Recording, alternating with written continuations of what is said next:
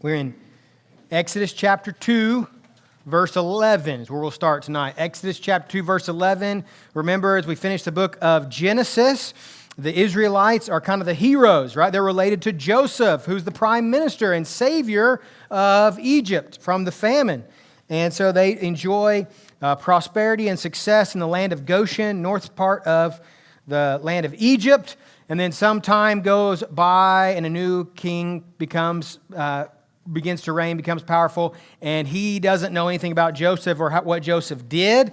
And all he sees is a huge people group, foreign people group, living in the borders of Egypt, and he's worried about war.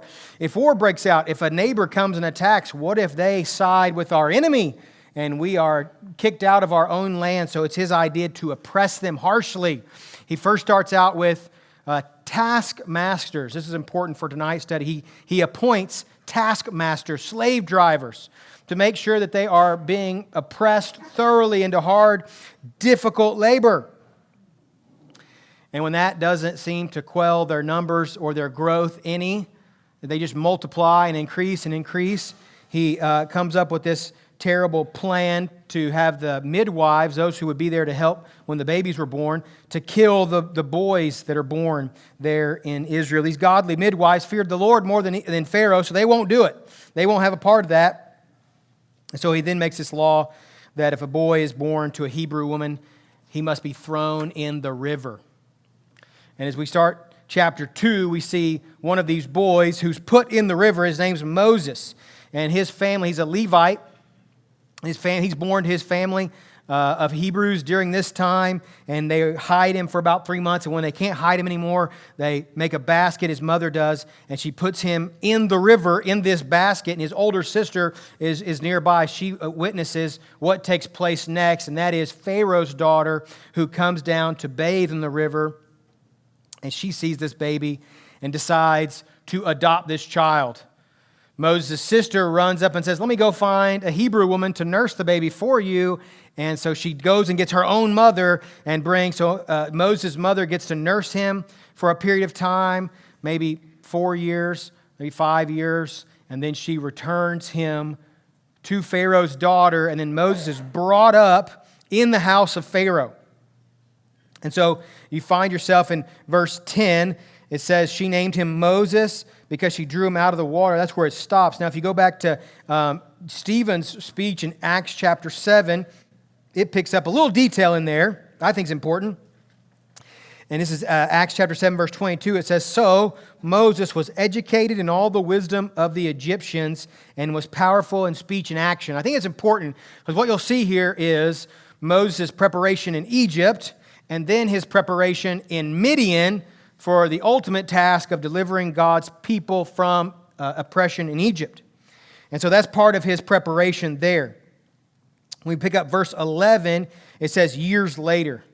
Years later, and what we know is that Moses was about 40 years old. According to Acts chapter 7, when he was 40 years old, this is when this takes place.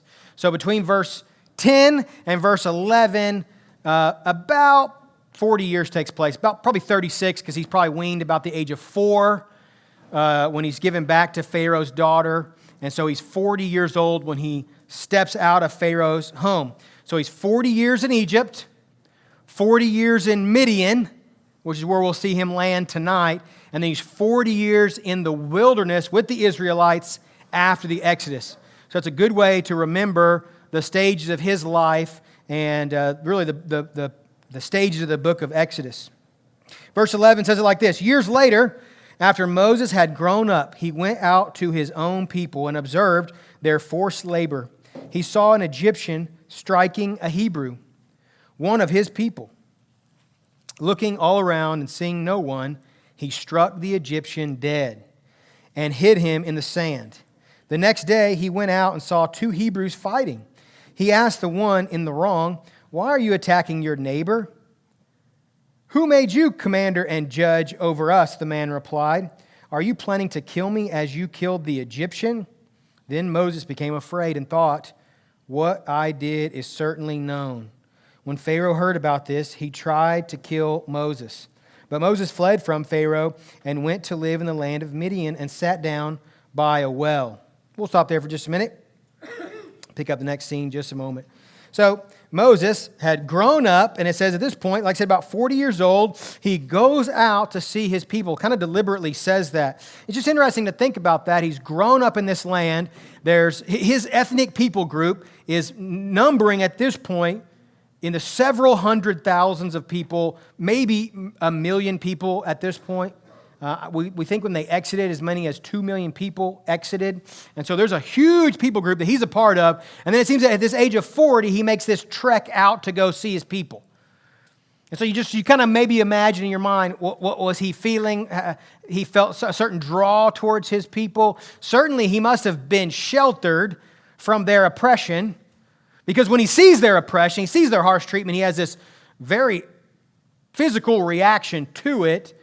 He's grown up in Pharaoh's house, the lap of luxury. He's away from all the hard work. He's never been denied anything, certainly in his whole life. And he makes this trek out. Says he goes out to see his people. Now, I don't really read a lot into that myself. He went out and saw his people. Maybe he's thinking about, hey, who am I? Maybe what's going on out here? I've heard some things. Hebrews chapter 11 gives us a little bit more insight into what's happening there. This is why this scene is spelled out really well for us in Acts chapter 7, Stephen's speech, and then Hebrews chapter 11, the Hall of Fame of Faith. Hebrews chapter 11, verse 23 says this about this exact moment. By faith, Moses, when he'd grown up, refused to be called the son of Pharaoh's daughter and chose to suffer with the people of God rather than to enjoy the fleeting pleasure of sin. For he considered reproach for the sake of Christ to be greater wealth than the treasure of Egypt, since he was looking ahead to the reward. So it tells us maybe there's a little bit more going on. He went out to see his people, but there's maybe more going on in his heart and his mind. Something about Pharaoh's palace doesn't have the shine that it maybe has for some people. He's tired of that. He is feeling a kinship to his people and is drawn out there and doesn't even want to be called part of Pharaoh's family anymore and doesn't want all the pleasure and the luxury, and he has this drawing to his people. I think that helps us understand what happens here, because what takes place next is a pretty surprising scene. I think if you're just reading this for the first time, you don't expect what happens to happen. I mean, he just goes out and observes his people. He sees an Egyptian taskmaster striking is the word in the Hebrew, a Hebrew man. And he responds by striking the Egyptian. That's what it says. So he sees something wrong taking place, and he responds with action. Now that's good, right? He sees something wrong, he responds with action. He has a sense of right and wrong. He has a sense of justice. That's good. You know, growing up in Pharaoh's home, you may not get that, all right? A sense of, hey, there's some things that are right, there's some things that are wrong. We see that pop up here in the next scene there in Midian as well. And so that's good. What's bad is how he responds. He responds incorrectly, I think, by striking the Egyptian dead. Okay, I mean, a few words come to mind here, all right? Number one, that seems impetuous. That doesn't seem like the wise way to handle the situation. If he thought somebody was being abused, this is the son of Pharaoh's daughter. He certainly has an amount of pull, an amount of authority there. He could have probably stopped that from happening. Don't you think? I don't think I'm reading too much into it to say that. It also seems to be, in my mind, I see kind of a spoiled brat acting, a person who's never been denied anything. They've always had everything they wanted, think they can do whatever they want. You ever notice that about spoiled little brats? They have trouble. If nobody ever tells them no, eventually the police are telling them no, right? Because they think they can do whatever they want and they can take whatever they want and everything else like that. So I see a little bit of that coming out here. I can do whatever I want. I'm in power. I'm in control. I'm stronger than you. I can take what I want. He's certainly learned that from Pharaoh's household. And then, like I said, just foolish. This is foolish. He's got a bad plan here, right? Kill him, hide him in the sand. That's the extent of his plan. That's all he's got. You have to watch maybe one police drama to know that this is not going to end well. And so, he strikes this man dead. Now, little bit of debate here among interpreters, among commentators and theologians. And here's the debate. And the debate is this: did Moses commit murder, or was Moses defending another person's life? And you can find solid people on both sides of this argument, maybe depending on their perspective on the issue. The word here for struck, so he sees an Egyptian striking a Hebrew, is the same word that's used when Moses strikes the Egyptian. Same word. So Moses' strike resulted in death. So some would say, well, then this Egyptian was beating this man in a way that was endangering his life, and Moses responded in a just way by defending this man's life, and it was with deadly force, we would call that today. So some would say that. In Acts chapter 7, verse 24, once again, it says that he came to the rescue and avenged the oppressed man. And then that word that throws me off there is avenged. That's how I see this happening. It seems that Moses acted out of vengeance, not in rescue. As a matter of fact, it even says that before he struck the man, he looked all around. He looked this way, he looked that way. If you're just welling up with righteous indignation, you usually don't stop and just look and make sure nobody's looking. That's usually when you're about to do something you know you're not supposed to do. I heard somebody say that every inappropriate joke starts that way. And this is what, so in different translations, mine says he looked all around. Other translations, more directly from the text, says he looked this way and he looked that way. That's the picture. And I think what he did wrong was he looked this way and he looked that way. He didn't look that way. And consider what God wanted him to do. He just decided what he wanted to do in this moment. So I think he committed murder. As a matter of fact, I mean,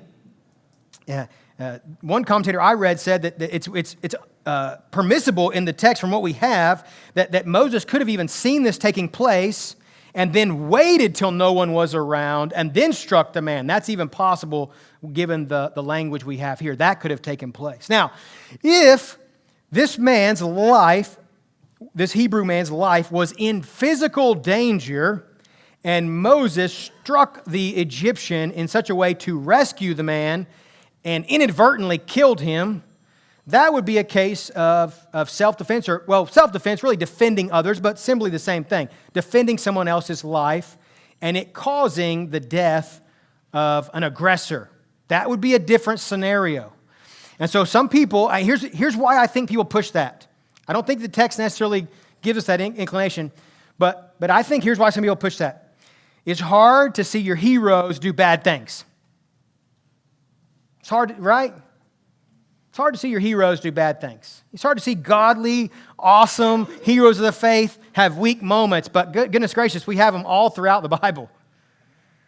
And Moses, as a murderer, would fall into a long line of men who had sinful pasts still being used by God in amazing ways, right? You got lying Abraham, we've seen so far. You got lying Jacob. We'll have coming up in 1st, 2nd Samuel, you get the adulterous David, lying, murderous, adulterous David, who was a man after God's own heart. So I think that's why. But I will say, if you read this and you come to that conclusion, hey, I think he's actually just defending this poor guy, I think that's an okay interpretation. I don't think it's worth fighting over. But in my opinion, I read this and I think he committed murder. He committed murder. Now, the Bible doesn't say he did. The Bible never condemns him for this action, okay? But Moses is the one writing this, okay? So, under the inspiration of the Holy Spirit, of course. And so he kills this guy, and then he hides him. He buries him. He hides him in the sand. He looks this way, and he looks that way, and he commits this act, and then he hides the evidence. Once again, not an actions of an innocent man. That's usually the actions of a guilty person. And if you, well, I'll stop there. All right, so he hides this man in the sand. He's got a little cover up, and he's going to get found out. It's a matter of time. The sand will blow, and his crime will be uncovered. I watch all these true crime dramas, and these real detectives and police officers, and that's what's interesting to me. And so I heard one time, though, a homicide detective, a real one, said that the average murderer commits about 30 or 40 mistakes when they're committing a murder, even the most careful one. And the homicide detective said, and we only have to find one to catch him. And so that's good advice. If you're thinking about killing somebody, all right, listen. Don't do it. All right, I told you. And so this guy makes a lot of mistakes. A bad plan, a bad cover-up, and it doesn't go very well. It says that the very next day, he's out, verse 13, the next day. So the very next day, I don't know. If I committed murder, if I killed somebody, if I didn't commit murder, if I killed somebody, I think I'm taking a day or two off. I don't know. But it says the very next day, he goes back out among the Hebrews, and he saw two of them fighting.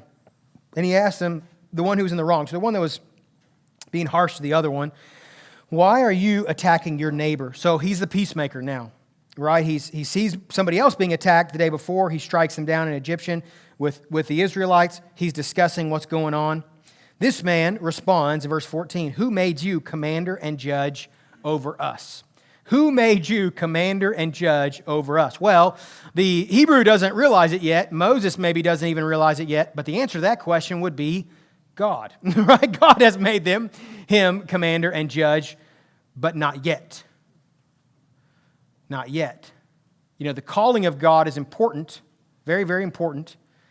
But the timing of God is equally important. This is maybe Moses, and some commentators say this. Moses takes on this role that God is going to give him, but he tries to take on that role of deliverer in his own strength, by his own power, with his own ideas, about 40 years too early. Not in God's timing, but in his timing. So he hears this, I'm busted. Who made you commander? Oh, let me get to that part. Sorry. Are you planning to kill me as you killed the Egyptian? I'm busted. How do you know? How do you know about that? Did they find the body? By the way, they always find the body. Just once again, don't kill anybody. And so, I don't know, if it's just Moses, the Egyptian, and the Hebrew who's being beaten, who told? Right? Not the Egyptian. But goodness gracious, if you're being beaten to death and the son of Pharaoh or the grandson of Pharaoh comes to your rescue and kills one of the taskmasters that's been placed over you, that's a story that's going to be hard not to tell. You're going to get home, babe, how's your day? You're never going to believe what happened to me today. So the word gets out very quickly. Moses realizes, he says, what I did is certainly known. People know.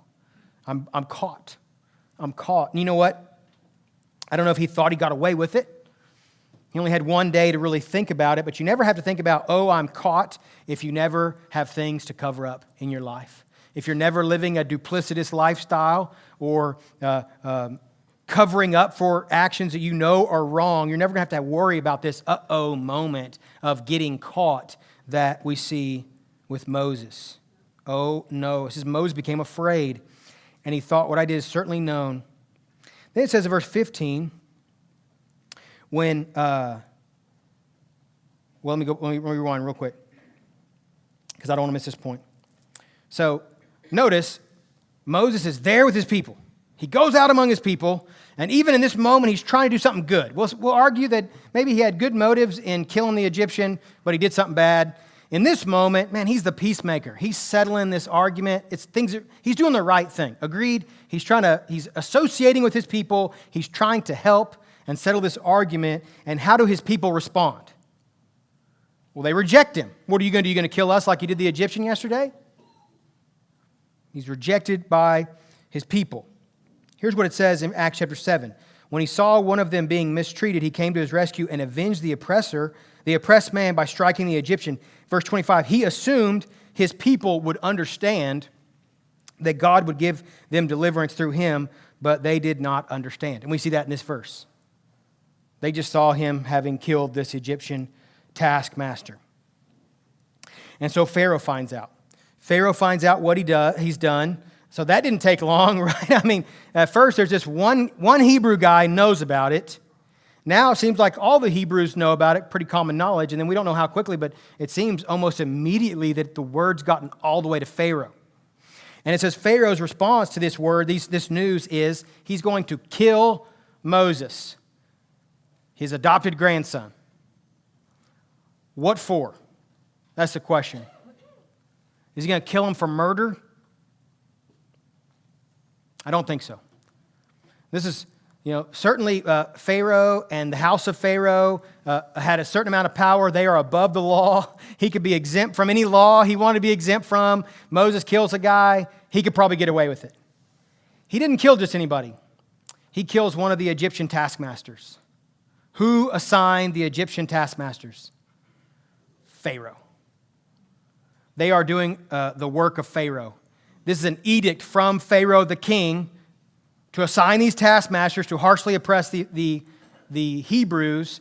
And so when Moses kills one of the agents of Pharaoh, he's essentially committing an act of insurrection. He's disobeying an edict of Pharaoh, a command of Pharaoh, and he's stepping on that plan and purpose that Pharaoh has for these Egyptian taskmasters. And because of that, he has to flee. He runs away. He's got to get out of Dodge, we would say today. And what a picture that is. A Hebrew leaves Egypt and then spends 40 years in the wilderness of Midian. A little foreshadowing there. Is that a picture for us of what's going to happen in the Exodus when all the Hebrews will leave Egypt and will spend 40 years in the wilderness? Well, here we are, verse 15. It says, he goes to the land of Midian and he sits down by a well. So enter the next scene. We're at a well. And it says, the priest of Midian was there, and he had 7 daughters. So this land of Midian, if you think about the country of Egypt, you're probably seeing a lot of maps of this area on the news here recently with Israel and all the conflict going on there. Israel, to the west of Israel, would be the Sinai Peninsula. That's between Israel and the country of Egypt. Sinai Peninsula currently is owned by Egypt, but it's a demilitarized zone. Israel and Egypt both have some control over it. But to the south of the Sinai Peninsula, you have the Red Sea, and you have the nation of Saudi Arabia to the southeast of Egypt, due south of Israel, and this is the land of Midian. So it's a place, the land of Midian. It's also a person. It's named after a person, and it's named after one of Abraham's sons. Remember, after Abraham died, he married a woman named Keturah and had 6 sons, and one of them was named Midian. So these are Semitic people like him. They are not Jewish people, but they are related to the Jewish people through Abraham. And so that's where he goes. He runs off, and he's going to sit by a well and encounter the daughters of a Midianite priest. That's what it says here. It says the priest of Midian had 7 daughters. They came to draw water and filled troughs to water their flocks. Then some shepherds arrived and drove them away, but Moses came to their rescue and watered their flocks. When they returned to their father Reuel, he asked, "Why have you come back so quickly?" They answered, "An Egyptian rescued us from the shepherds. He even drew water for us and watered the flocks." "So where is he?" he asked the daughters. "Why then did you leave the man behind? Invite him to eat dinner."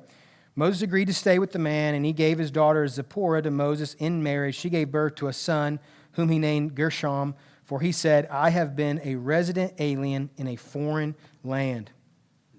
So you have this priest of Midian. This becomes Moses' father-in-law. We know Moses' father-in-law is named Jethro.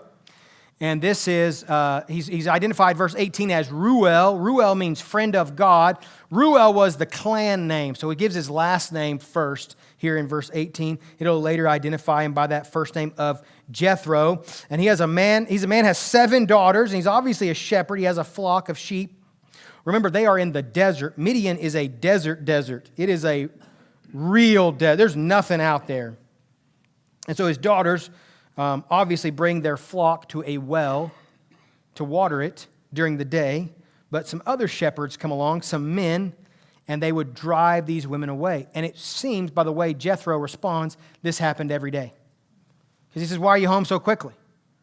Because normally this would take place. These shepherds who had the strength and they had the ability, they had the power over these women. These women couldn't do anything about it. They were of a lower status in that day than them. So they would just be harsh and cruel and push them out of the way. So you can wait until we're done and then we'll water our sheep and then you can have whatever's left and you can have your turn. And so the women would probably have to do this every day. They'd have to just wait and endure this abuse. But not this day, because on this day, Moses is there. And notice he's only one guy. And it says the shepherds came, plural. Had to be a lot of them because there were 7 daughters, so it takes several guys to push these 7 daughters out of there, I imagine. And just this one guy standing up for these women causes them to be taken care of and be able to water their flocks. And so Moses to the rescue here.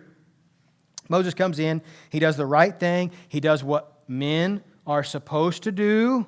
He stands up for women. He stands up for innocents, doesn't let them be oppressed, doesn't let them be abused or mistreated. He does the right thing. That's good. So you see his sense of justice once again. Even though it's misguided, striking and killing an Egyptian, you see here this once again an example of his strong sense of right and wrong. He saw something wrong, even though he's a foreigner, even though he's a fugitive on the run, he's got nothing. And yet he still has his sense of integrity and right and wrong, his sense of justice. And though he's a foreigner in a different place, stands up and does what is right. So here's what I think. I think you see Moses in this story, this section, do something wrong, and then he does something right. A lot of times that's tough for us.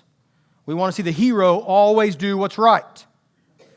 But that's not true about any human being on planet Earth, including ourselves, right? And oftentimes we see a hero stumble, and it really causes us distress. And we forget that the heroes are people too. Moses is a person. He's still in progress. And so are you, and so are I. So we want to usually extend grace to ourselves. Hey, I'm not perfect. But with other people, we want to hold them to the standard. I think this is our own bias against other people. I think we see Moses do something great here. Let's celebrate that. He stands up for what's right. He tries to do what's right. To some extent, earlier with the Egyptian, he just does the wrong thing. So if you do the wrong thing with the right motives, guess what? It's still wrong. And that's what takes place here. So now we see Moses in Midian. He goes from luxury in Pharaoh's house to poverty in the desert. He goes from royalty to obscurity. He's now going to be a shepherd.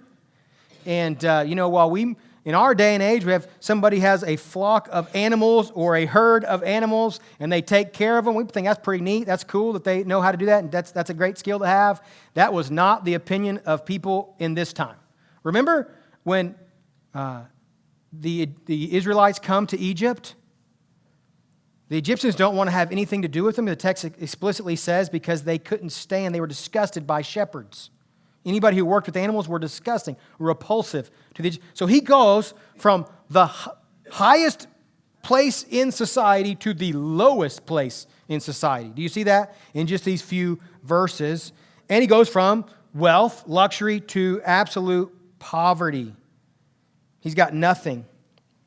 But he finds a family, a Midianite priest. And by the way, we don't know if this is a priest of God, a priest of a pagan idol. We don't really know. The text never really says that. Ruel does mean friend of God. But once again, I mentioned that's a family name, a clan's name. So that was named probably after one of his ancestors, not about him necessarily. So he finds this guy and his daughters. And Moses agrees to stay with him. The guy's got 7 daughters. He obviously needs a man around there. That's what do you notice what he says? You could tell he's trying to marry off these girls. Like, how'd you get home so quick? Oh, an Egyptian helped us. Well, where is he? Bring him home. I don't know how this went. Did he line up all 7? Say, which one do you like? Which do you like? This one's the best cook. This one's the best. I don't know. I don't know how it went. I probably should stop, though. I'm getting myself in trouble. And so he gives him a daughter. He agrees to stay there. And then they have a son. They're going to have 2 sons. Moses will have 2 sons. And here's what he says. He names them Gershom, for he said, I have been a resident alien in a foreign land.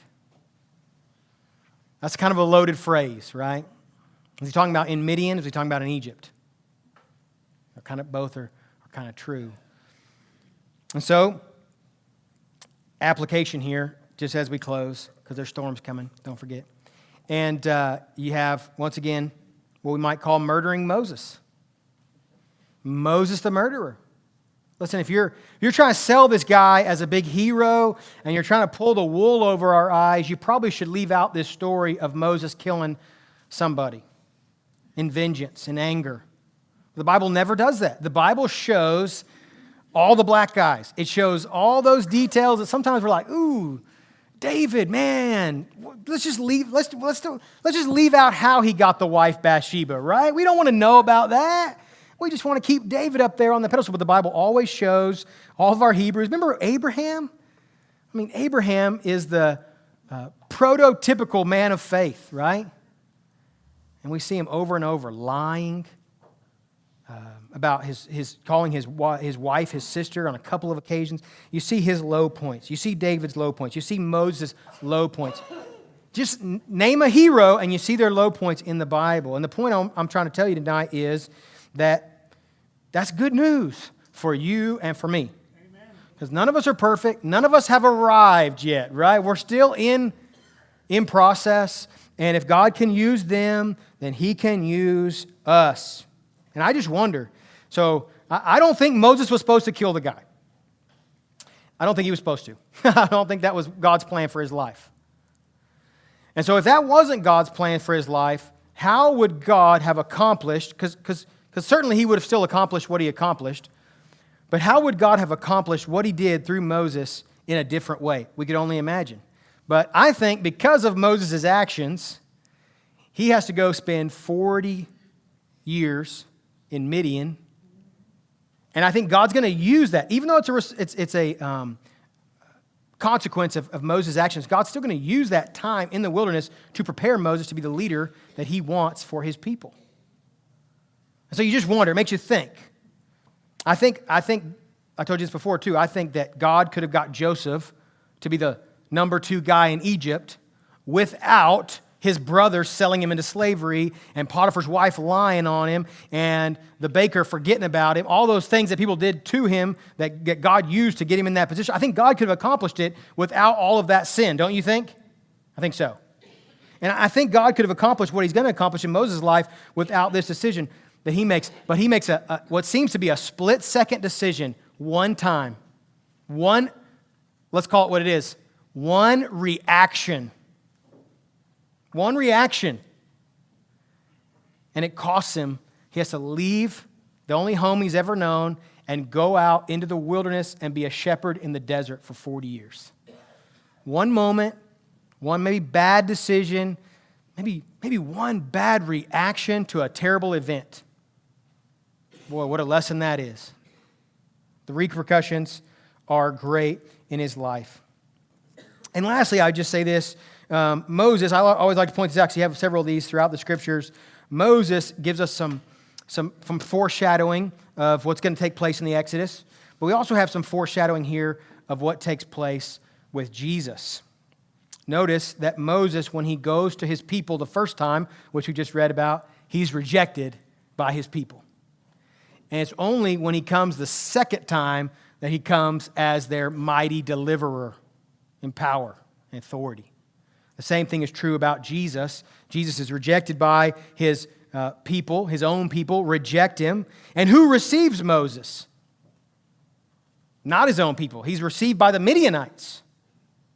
And this is true in the New Testament. The Jewish people, by and large, wholesale have rejected Christ, and it's then, because of that rejection, that the gospel ministry turns and aims in on the Gentiles, who are not Jesus' people biologically or ethnically. And it's those people that accept him by and large much more than his own people. And so we'll see more of that. We'll see more of Moses, the great deliverer. Just like Jesus is the great deliverer, he brought his own people, an exodus out of oppression and slavery. Jesus, the great deliverer, brings his people out of the oppression of sin and death and leads us into eternal life.